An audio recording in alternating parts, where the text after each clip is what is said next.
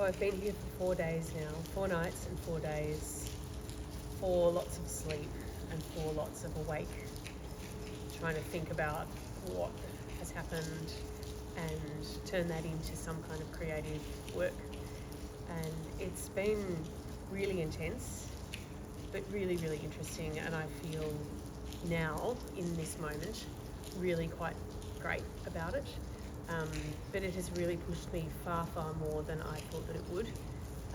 I think I had a real sense of bravado. You know, this was my creative idea, and I'm so comfortable and familiar with the space that I'm in down there that I kind of underestimated what it was going to be like at night. I thought that I would find it maybe a little scary, but that I'd get over that quickly and then, you know, feel comfortable and go on to have this experience of, you know, sleep and sleepwalking and, you know, making, you know, a significant creative output. You know, like last time I was here not sleeping, I was making 2 new works every day and sharing them in a concert at 3. Then, you know, I came and we started, and the first night it just really took me by complete surprise just how hard it was, in terms of the fear that I felt.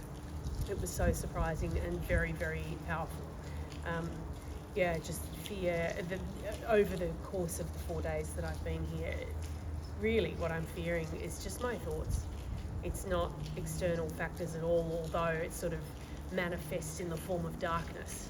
But I'm just so fearful of walking through the gallery, through this tunnel of darkness, to get to the other end when I need to go to the bathroom in the night. I feel quite safe and comfortable in my bedroom area, in my creative space, especially with the curtains pulled around me. First night I didn't close the curtains because I kind of felt this sense that, oh well, I'm meant to be on view, so I'd better keep them open. But then at the second night I just disregarded that because it just felt wrong on lots of levels. Shut the curtains and that felt heaps better. But yeah, the concept of moving through that dark tunnel to get to the bathroom was just so oppressive, and I just sort of felt this sense of terror that's sort of choking me, and I was just trying to manage it and keep it under wraps. I kind of describe it as like this boiling, you know, pot of terror and fear that's threatening to boil over, and I was just trying to keep the lid on it. So you know, each night trying to get out of the space and get some air in the evening, but then the trade-off to that beneficial thing is that I have to go back into the gallery by myself late at night, and just that was something I found really hard. I found moving through the broader, like the bigger part of the gallery, no worries. There's a bit more light up there, but just getting into my gallery just really challenged me so much. And I think I gave it a red hot go, but the thing that gave me the impetus to make a change was last night. I had quite a few wines at Faro. It was beautiful. I had a lovely dinner with friends, and I was pretty happy by the time we finished. It was time to go, you know, back to bed in the gallery, and I got down there and I was just as filled with dread, even under the influence of alcohol, which normally, you know, takes away some of those things.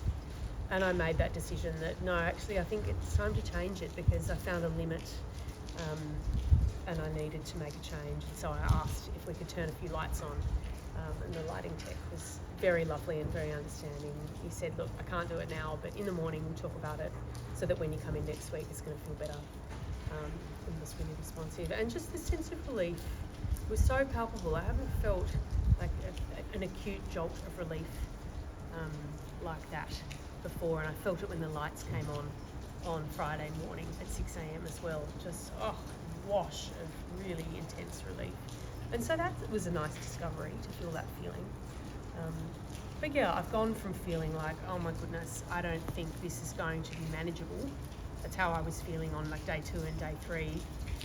And just trying to kind of survive. I felt like I was in a bit of a fight or flight state, and I didn't really make a lot of creative work. Like I made some, but it felt a lot less about creative output and product, and more about just trying to be in this time and process the thing that I was doing. And yeah, I found it very helpful to write my words on the walls, which turns out are really nothing about dreams. In fact, I haven't remembered any of my dream content at all while I've been here. It just seems unavailable to me, and I haven't slept well. I think my body has just been in self-protection mode. while I've been asleep. And I've actually slept quite well while I've been asleep, but then waking up at weird times with noises of dripping, water through pipes and stuff. But yeah, I now feel like I can think about coming back on Thursday with a sense of actual, feeling good about it, feeling like I actually can do it. I can face it and settle into the process and explore all of the things that I really want to delve into without the fear being such a big part of it. So yeah, I'm proud of myself for giving it a really good go and sitting with what was presented to me, but then also feeling empowered to make change, and maybe that sense of empowerment could then flow on to my sleep somehow, because ultimately what I want to do is gain some power over my horrible sleep life and change it for the better, and have some creative work as part of that process. So yeah, I'm looking forward to the next week 2. Feeling actually really good.